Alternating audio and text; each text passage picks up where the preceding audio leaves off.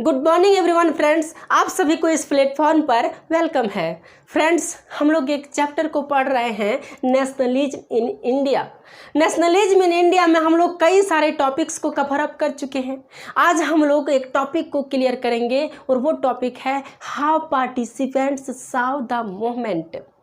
यानी लोगों ने इस मूवमेंट को किस तरह लिया, जो हम लोग सविनय अवज्ञा आंदोलन जिसको हिंदी में कहते हैं और सिविल डिसओबीडियंस मूवमेंट था जो चल रही थी, लोगों ने किस तरह उसमें पार्टिसिपेट किया और क्या क्या अपना पार्टिसिपेंट्स के पीछे वजह क्या थी। तो इनमें से मुख्य रूप से 3 लोगों ने इस मूवमेंट में पार्टिसिपेट किए थे। लेकिन बात है कि कोई भी पार्टिसिपेट करेगा बिना एडवांटेज का तो कोई पार्टिसिपेट नहीं करेगा ना भाई।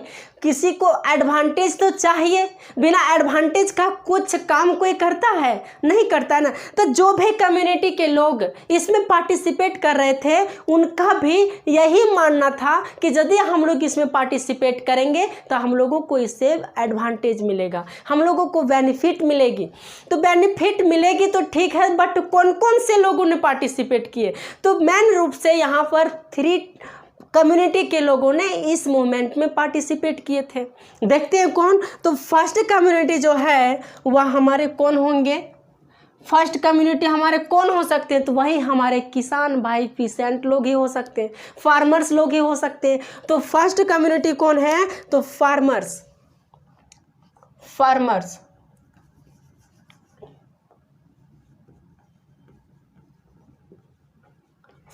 लोगों ने। सेकेंड कौन थे? तो सेकेंड थे बिजनेसमैन, बिजनेस क्लासेस के लोगों। और थर्ड जो थे वो हमारे महिलाएं थी, हमारे देश की महिलाएं थी। ये तीनों लोगों ने पार्टिसिपेट किए थे इस मूवमेंट में। अब बात रही कि ये जो फार्मर्स लोग थे इन्होंने क्यों पार्टिसिपेट किया, क्या डिमांड था इन लोगों का? कुछ तो डिमांड होगा ना। तो इन लोगों का मानना था, जो फार्मर्स लोग या पीसेंट लोग जो पार्टिसिपेट किए थे इस मूवमेंट में, मेन रूप से यदि देखा जाए तो ये लोग कहाँ से रहने वाले थे? ज़्यादातर जो फार्मर्स लोग पार्टिसिपेट किए थे वह गुजरात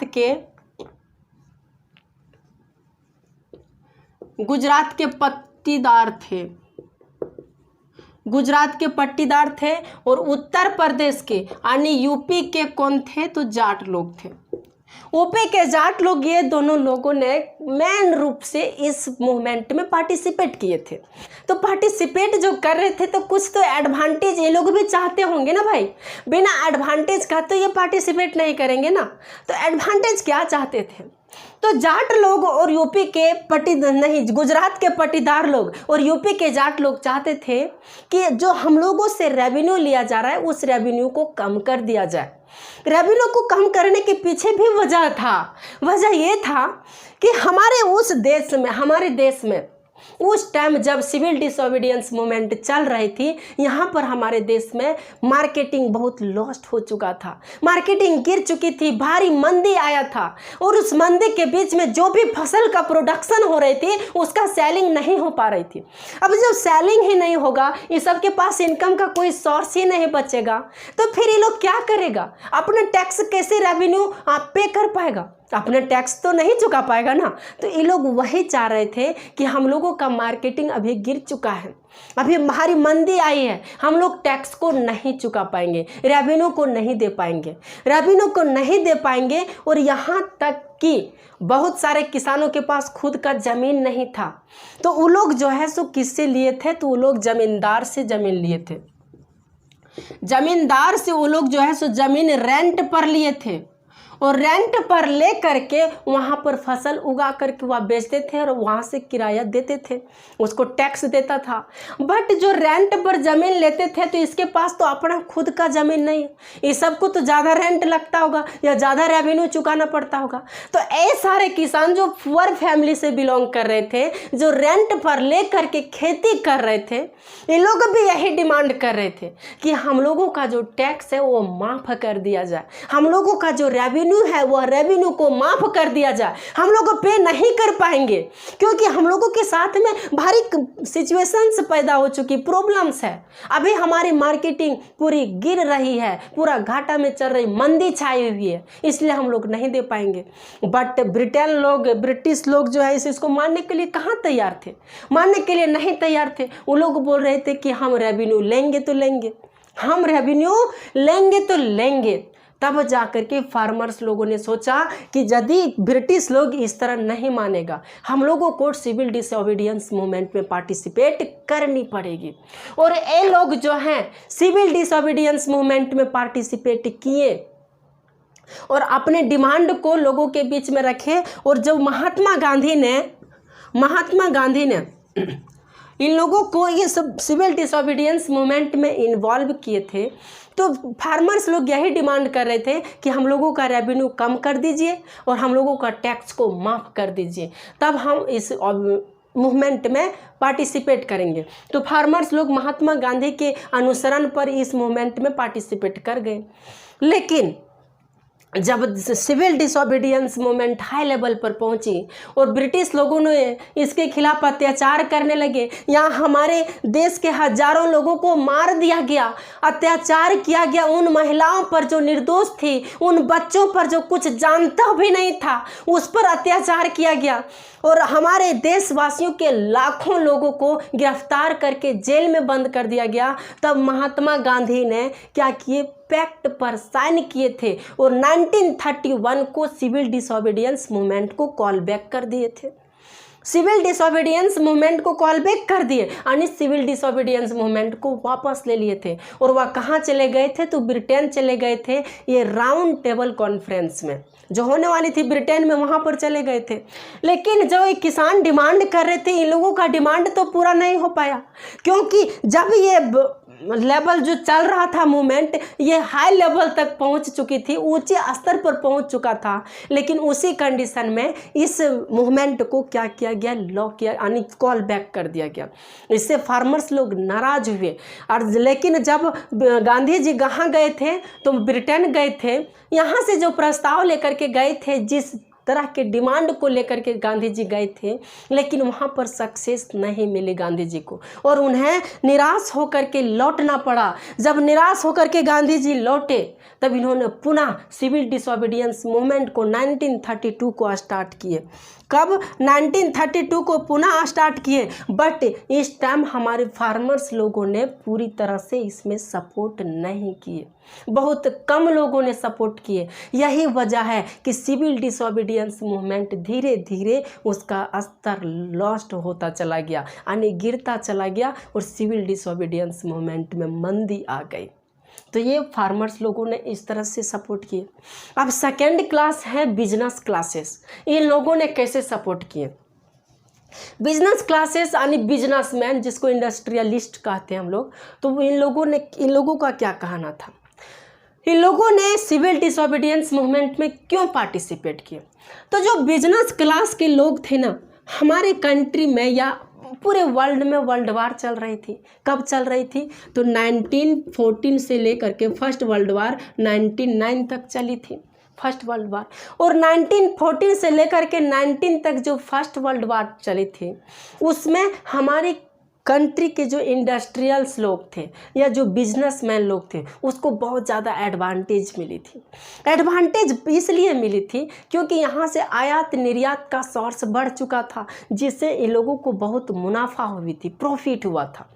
तो जब प्रॉफिट हुआ, लेकिन जब 1909 को ये मूवमेंट जो चल रही थी फर्स्ट वर्ल्ड वार, वो फर्स्ट वर्ल्ड वार थम गई ना, तो थम जाने के बाद ब्रिटेन लोगों ने यहाँ पर अपना पॉलिसी अपनाने लगा, यहाँ पर अपना पॉलिसी अपनाने लगा और इंडियंस के इंडस्ट्रियल्स लोगों को या बिजनेसमैन लोगों को इग्नोर किया जाने लगा। जब इन लोगों को इग्नोर किया जाने लगा, तो इन लोगों को भी इसका कॉलोनियल जो पॉलिसी थी, वह कॉलोनियल पॉलिसी पसंद नहीं आने लगी। यानी जो ब्रिटेन लोगों का जो भी नीति लाते थे, जो भी कानून बनाते थे, वो कानून इस सबको पसंद नहीं आता था।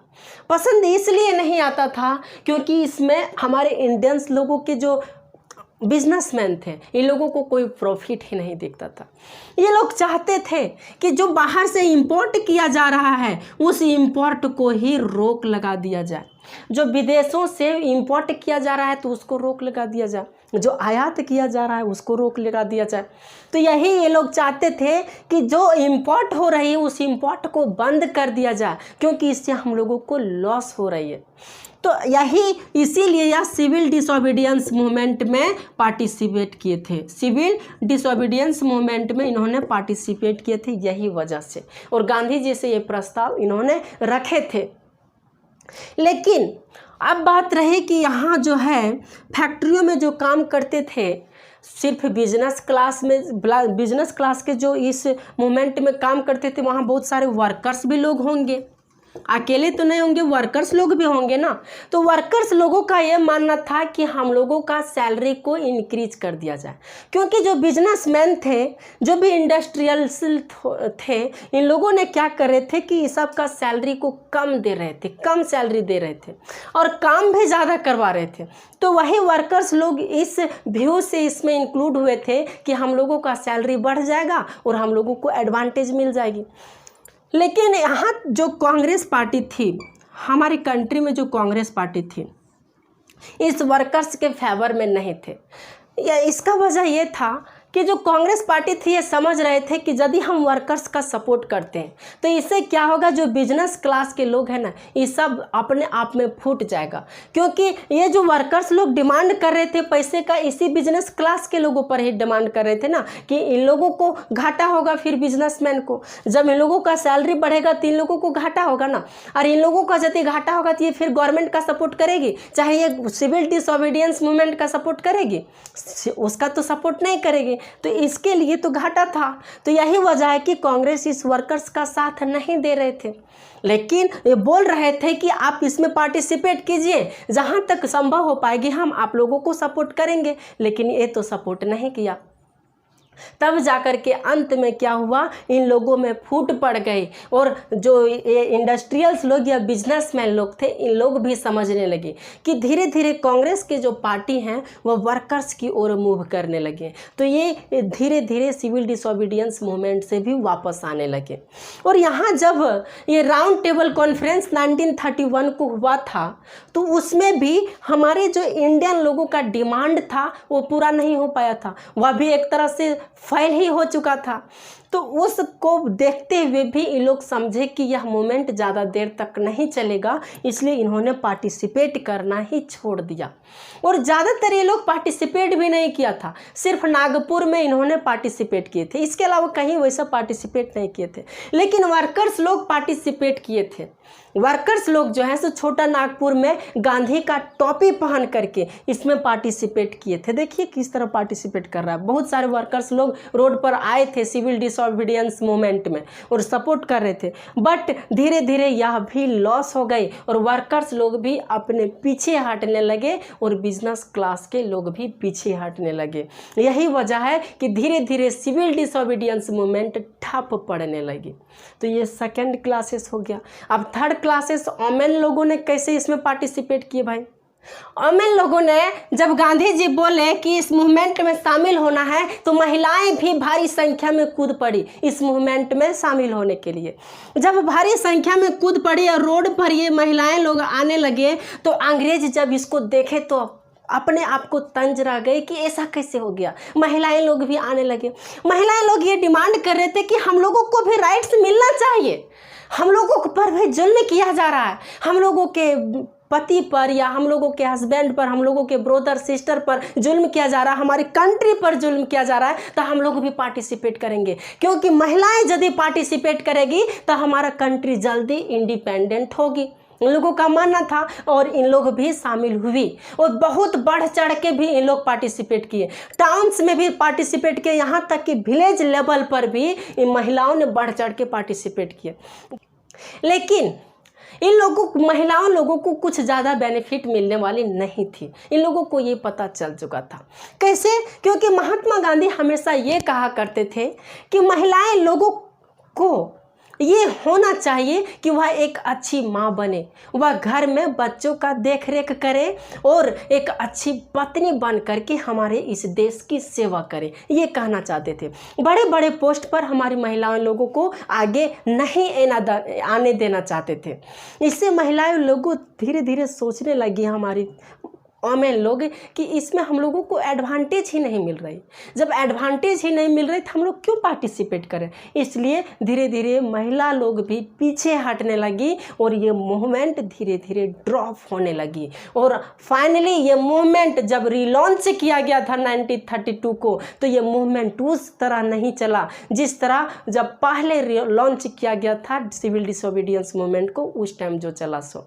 और फाइनली ये मूवमेंट ख़त्म ही हो गया, लॉस्ट ही हो चुका था। तो यहाँ तक आकर के ये टॉपिक एंड होती है। अब हम लोग नेक्स्ट क्लास में नेक्स्ट टॉपिक को पढ़ेंगे। तो चलिए, थैंक यू वेरी मच। जय हिंद, बाय बाय।